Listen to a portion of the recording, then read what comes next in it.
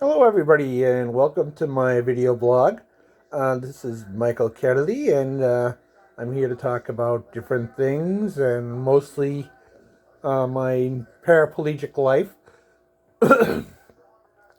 So, this week I've had a relatively decent week. I'd say about a 4 or 5 star week out of 10. Out of 10. Don't get me wrong. I'm still a hurting buckaroo.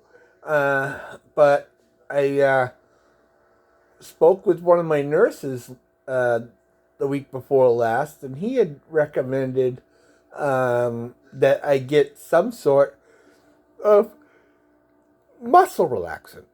And I contacted my primary caregiver, and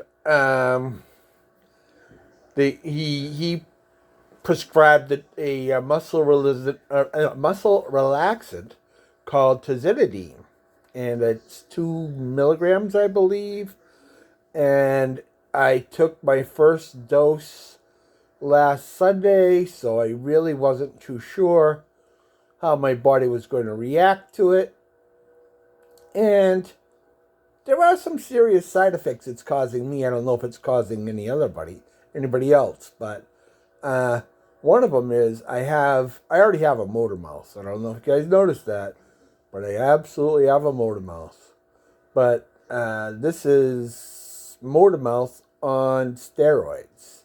I mean, it's like the muscle that they relaxed was my jaw, but it also absolutely positively affected my muscles in my back that are protecting my nerves and the injuries that are in my back. And if I had rated weeks prior to this, I would say, I was probably, and I kind of want to re-rate the system, and say, uh, in a goodness rating, I'm like 6 out of 10 stars. And prior to this, I was like 4 out of 10 stars as to how I felt. So, just kind of going back and, saying that, this to me, the pain medication it's not pain medication either, it's muscle relaxants, but they work. What happens is, and I found this out, and you might know this, so, if you know it, and bear with me, but some people may not, that the muscles tighten up around your nerves to protect your nerves. And they stay tight constantly, all the time, so they're being overworked. So they're causing a lot of your pain. And once you get your muscles to relax and realize that you're not going to try, another yawning week, by the way, you're not going to try to hurt your back, hopefully, then your muscles, hopefully, are going to realize, and they're going to loosen up, and you're going to get a lot of relief. So if you're not on a muscle relaxant or I think a spasmatic is what they were called, a spasm medication is what they're calling it, a spasmatic medication, then I recommend you speak with your primary care physician and or your pain doctor, and bring up the fact that you've done some research, you've listened to some blogs, and you are, you'd like to know if you're a person that can take these muscle relaxants. Now, with my particular muscle relaxant, you're not really allowed to take it with any oxycodone. And oxycodone and hydrocodone were two of the main drugs that I was trying to take for pain. And I just found out today that medical marijuana also can affect that medication that I'm taking. And, it can cause dizziness. It could cause... Well, I had this afternoon. I had a little bit of chest pain, and I had enough chest pain where I had taken a nitroglycerin tablet, just one. But after I took the nitroglycerin tablet and I was comfortable, I wasn't sitting in my wheelchair, doing my pills, which I did today. My back loosened up, and I was able to sit in my chair out in my living room, watch a little football, watch a little Christmas specials. I can't believe the New England Patriots, which is where I'm from, is doing so horribly this season. And you look at Bill Belichick, he's still wearing the same old sweatshirt. You can tell the last time I watched football, especially Patriots football, has been quite some time. I like to watch football for the Super Bowl because everybody else watches it and it's monkey see, monkey do. But a lot of people like to talk about the commercials. It's more to the Super Bowl than just the game. Now, it's become a heritage, a national heritage. And if you don't watch it and you're in the locker room or you're in the company locker room and you're eating lunch with all your friends and they've watched it and they're talking about the such and such and such and such and this commercial and that commercial, which is just excellent branding if you ask me. Then you want to kind of fit in. So, if you don't watch the Super Bowl, that's okay. But I recommend that, you want to fit in with your friends and you want to have something to say at work the day after the Super Bowl. Just watch a few minutes of it. You get enough of it. Hey, I saw this commercial. That's all you got to do. You don't have to watch the whole thing, especially if it's boring. And I did play football and I did wrestle in high school, and it's a very dangerous sport. It really is. It's a lot of contact. When you're out there and you're running and you're hitting people and you're tackling people, or you're running with the ball and you get tackled and you roll down on the ground and you get up and you pop up like nothing happened to you. You may have been injured and you don't know it because your body is so full of adrenaline. Your body is so full of adrenaline. Your body is warm. Your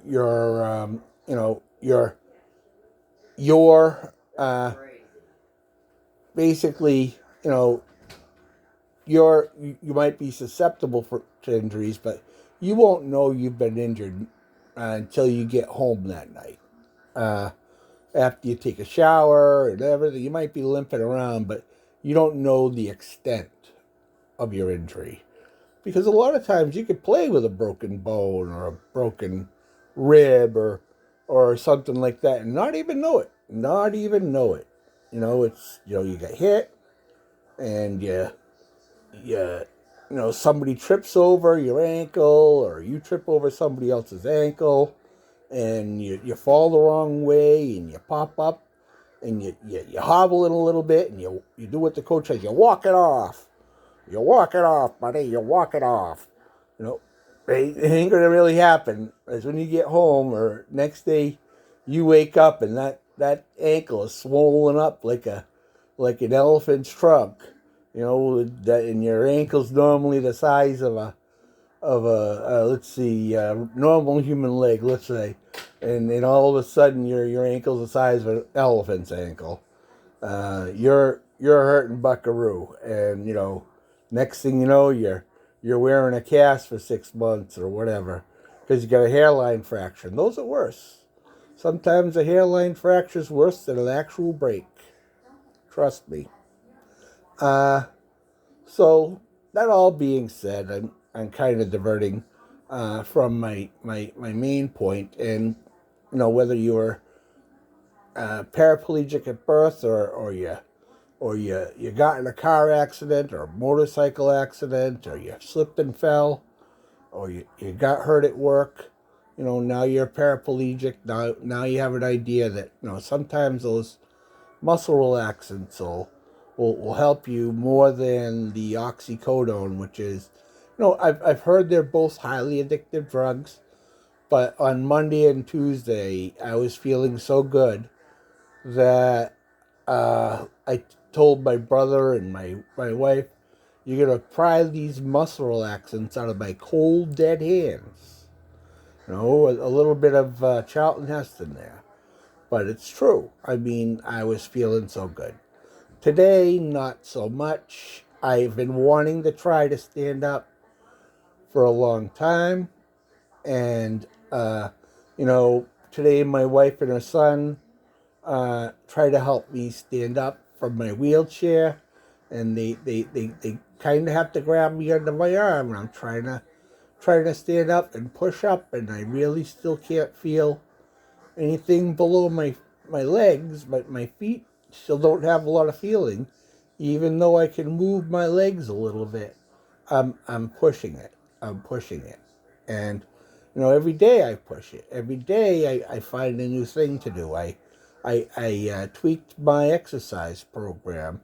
Because now I'm not in so much pain, but today, right now, I'm in a little bit of pain because I pushed myself to the ultimate today by trying to stand up with my wife and her son. And, it's my fault. It's not their fault. I've been trying to, I wanted to see if I could do it.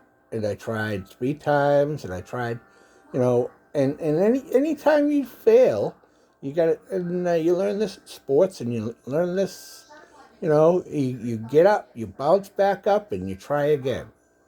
Because you're learning from that failure. You're learning how to do something different, how to change something that you do to make yourself better.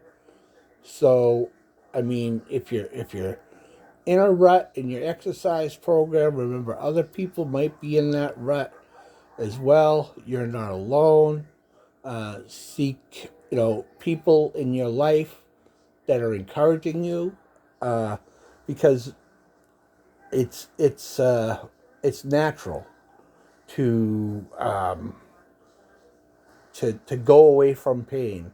And there's a movie you guys might want to watch, but you might not want to watch it. It's Million Dollar Baby. It's Clint Eastwood. It's got Morgan Freeman in it. If you watch just half the movie, it's good.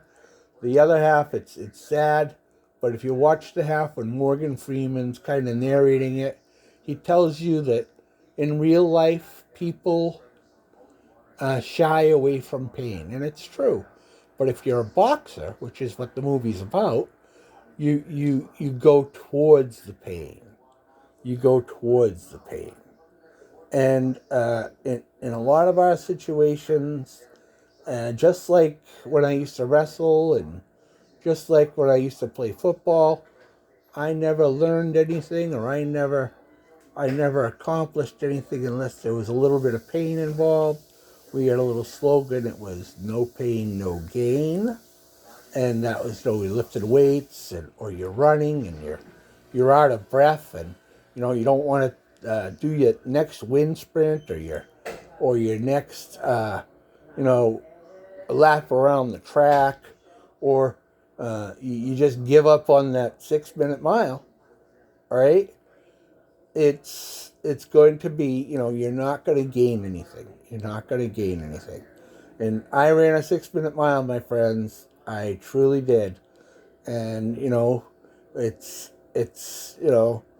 right now I can't stand up, but there was a time I was a halfway decent athlete. I was a team player. And that's what it's about. Team, it's about camaraderie. And right now, if you're a paraplegic, it's your team. Your team. And it's going to be Team Mike, Team Jim, Team John, whatever your name is, Team Alex, whatever. It's your team, and you need to pick the people on your team just like you pick the people playing dodgeball, we'll say, which is not a good game to talk about now, but if you're older, used to play it. Or baseball, sandlot baseball. You're in the sandlot. You're playing with your friends, or wiffle ball. You got 5 or 6 of you there, and you're playing wiffle ball, and you pick your teams, and you might not even pick your brother. You don't know. Hey, Well, the other guy might be better, or your brother gonna be mad at you if you don't pick him. So that's it's a team, and it's your team. And I just want to touch on a little something I read on one of the blogs that I belong to. Someone was asking a very sensitive question. He had a child. He had children, I believe. He had been with his wife for, I think he said 7 or 8 years. I'm not sure, a long time. And he's recently paraplegic, similar to me. And both him and his wife are absolutely probably going through a a denial process, a grievement process, I think they call it, where you go through like 7 steps of grievement. Or I'm not a psychiatrist, I don't know what it actually is, but they're going through a hard time right now because they're trying to accept the fact that he or she may be a paraplegic, and she's being a little bit, or he's being a little bit abusive towards the partner. Now that's, to a point, you can understand it, but nobody deserves to be in an abusive relationship. That's if you can get out of that relationship, if you're in an abusive relationship, my first thing is you need to consider that relationship. And if you could think that relationship is worth saving, then you need to seek counseling with your partner, because nobody deserves to be hit. Nobody deserves to be spoken at abusively. Nobody deserves to be treated badly. There's always somebody else out there that will treat you like a human being and treat you with respect and dignity and help you along the way of life. Okay? So, even my wife and my situation, it's very hard on both of us. It is. There's times where, I feel that she doesn't do what I need her to do. And then there's times I have to back off and say, hey, take some time for yourself. Don't just think of me. I'm safe here. As long as I'm safe and I have everything I need to survive, and you're not going to be gone for a long time, take that time and go with your grandchildren. Take that time and spend it with your family, because family's important. It's just as important as I am. You need that. You need that. So, that all being said, it's almost been another 20 minutes with me. And, I'm doing very well with these blogs, especially when I put them on Facebook, where people are almost forced to watch them on their reels. I put all my blogs on the reels. But I'd like to get some traffic coming to my YouTube page. I'd like to get some people hopefully contributing to my GoFundMe. I'm still a little behind. I'm catching up. There's I just got some bad news this week also with my lawyer, and they're not going to take the case against the doctor that misdiagnosed me, that I feel caused my condition. But I caused it also. I had a lot to do with that. I abused my body for years, and whether it was because I was heavy, or I stood on my feet all day in the job that I chose, or whatever, everybody has. He bears some responsibility, and so do I. So sometimes you just have to give those things up to God, or call another lawyer. And once again, I'd like to go back and say, one of the things that I've heard a comedian say is, keep your sticks on the ice, and be good to one another, and treat everybody the way you would expect to be treated, and everything in your life will fall into place. And you guys have a wonderful week, and take time and watch me next week. God bless you. Bye.